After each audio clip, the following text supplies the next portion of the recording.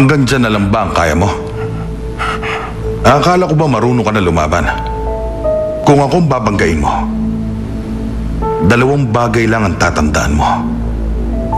Kailangan mapatay mo ako o ikaw ang papatayin ko. Kaya lang, sa tingin ko, hindi darating ang araw na magkakaroon ka ng lakas na kalaban.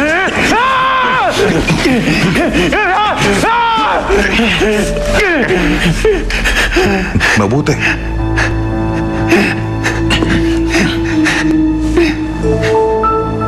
Tignan mong mabuti ang mukhang ito. Dahil baka ito na ang huling masisilayan ng mga mata mo. Kung iisipin natin ang pinakamalaki mong nagawa sa buhay.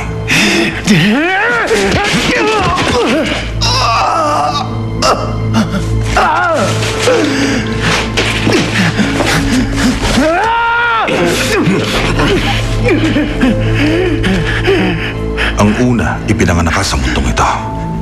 At ang pangalawa ay ang muli mong pagpapakita sa akin. Dapat hindi ka na bumalik dito, Takgo. Isang araw ka lang bumalik. Nagkataon pa na nakita kita. Napakamalas mo naman. At maaaring ito na ang huling pagkikita nating dalawa. Hindi mo tinupad ang pangako mo! Sabi mo kung lalayo ako, hindi mo sasaktan ang nanay ko! At hayaan mo kaming mabuhay ng tahimik! Lahat na rinutos mo sa akin noon, lahat yun ginawa ko! Bakit di mo tinupad ang pangako mo? Bakit nilapatayin yung nanay ko? Bakit? Hanggang ngayon ba'y nanay mo pa rin ang iniisip mo? Baliw ka na. Hayop ka! Bumalik ka! Marami pa akong gusto sabihin sa'yo! Roman! Roman!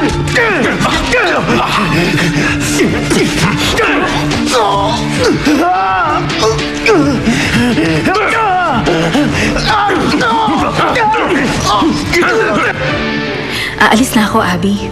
Bakit naalis ka na agad? Hi, Mr. President! Ay! Ano ka ba?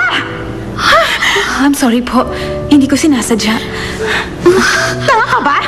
Bakit hindi ka tumitingin sa dinadaanan mo? I'm very sorry, ma'am. Imbitado ka ba dito? Paano ka nakapasok sa ganitong party? Lalo mo lang siyang dudumihan. Sigurado ako na lahat ng gamit mo madumi din. Umalis ka dyan.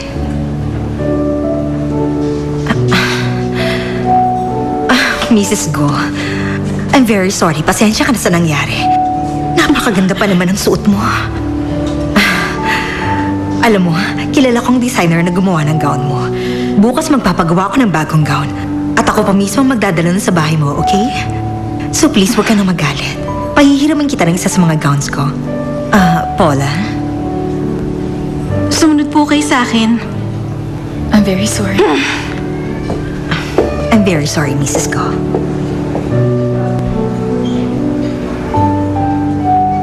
Binigyan ko kayo ng isang kwarto, di ba?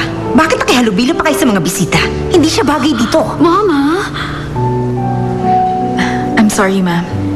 Nagpunta ako sa isang lugar na hindi ko kinabibilangan. I'm sorry, Abby. Aalis na ako. Sige po. Sandali, Yula! Hindi ka aalis dito. Hindi ko palalampasin ang pagdadala mo dito sa party ng hampas lupa na gaya niya.